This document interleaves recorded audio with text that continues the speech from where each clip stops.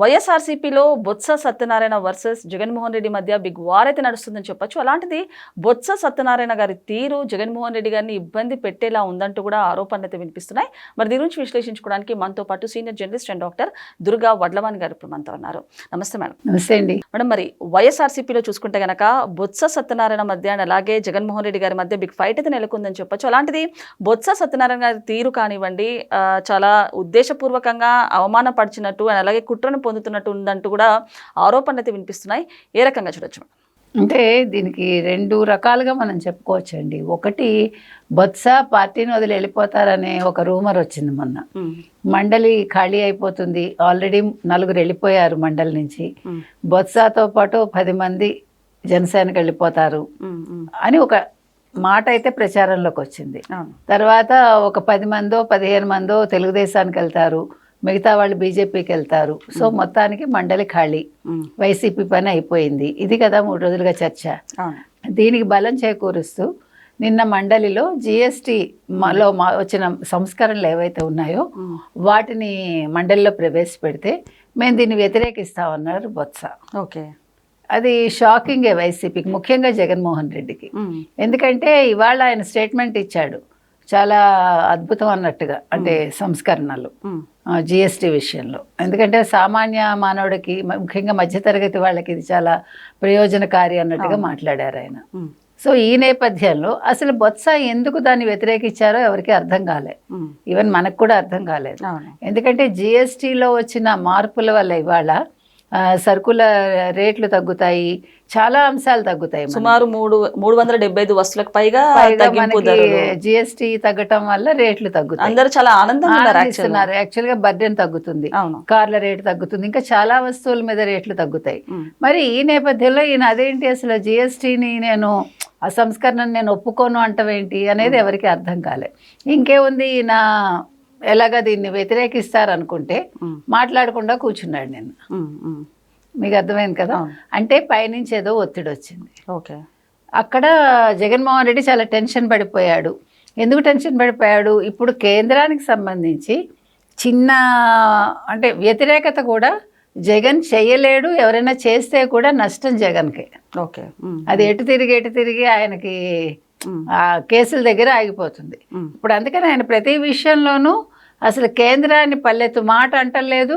వాళ్ళు ఏమన్నా కూడా తానా అంటున్నాడు ఆయన. అద్భుతం, మీరు చేసేవన్నీ చాలా బాగున్నాయి, మోదీని పొగుడుతూనే ఉన్నాడు కదా. అసలు వైస్ ప్రెసిడెంట్ విషయంలో కూడా అడగగానే మద్దతు ఇచ్చాడు, ఎవరిని సంప్రదించకుండా.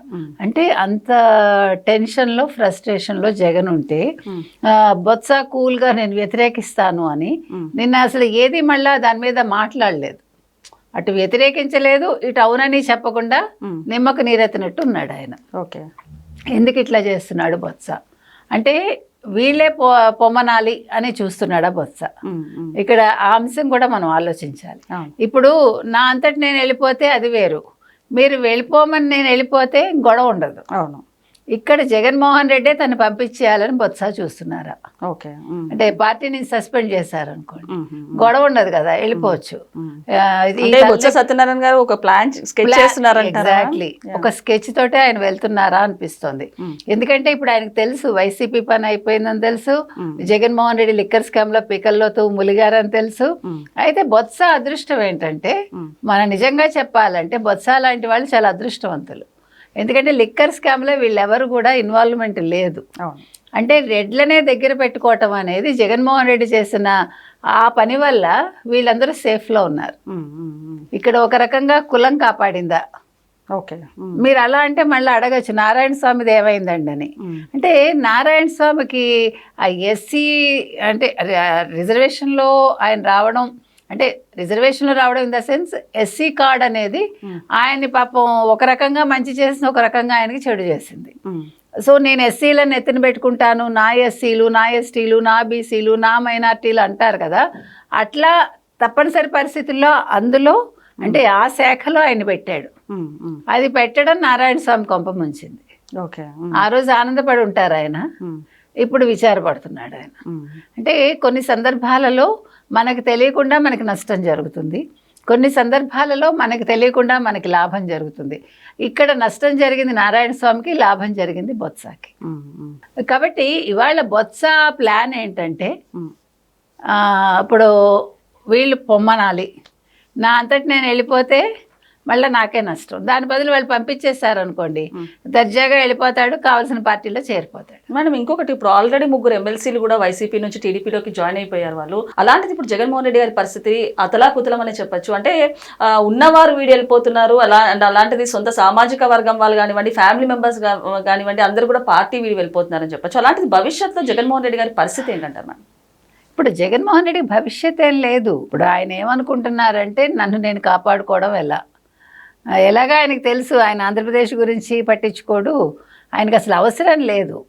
ఆయన ఆంధ్రప్రదేశ్ అనేది ఆయన అవసరాలకు ఒక అడ్డాగా మార్చుకున్నాడు. అంటే ఆంధ్రప్రదేశ్ సహజ వనరులకి నిలయం కాబట్టి ఈ సహజ వనరులను దోచుకోవటానికి ఆంధ్రప్రదేశ్ని ఎంపిక చేసుకుని ఒక ముఖ్యమంత్రి అయ్యి అన్ని రంగాల్లో దోచేసుకున్నాడు. ఓకే.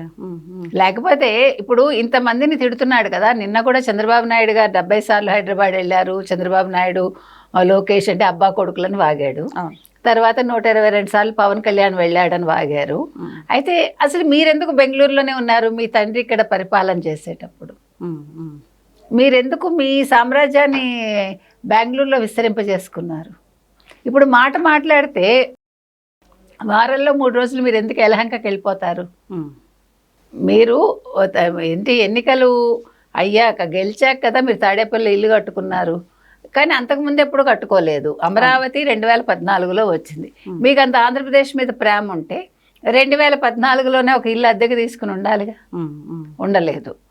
యలహంకలోనే మీ వ్యాపారాలన్నీ ఉన్నాయి, ఇప్పుడు కూడా ఉన్నాయి, లేదు హైదరాబాద్లో ఉన్నాయి.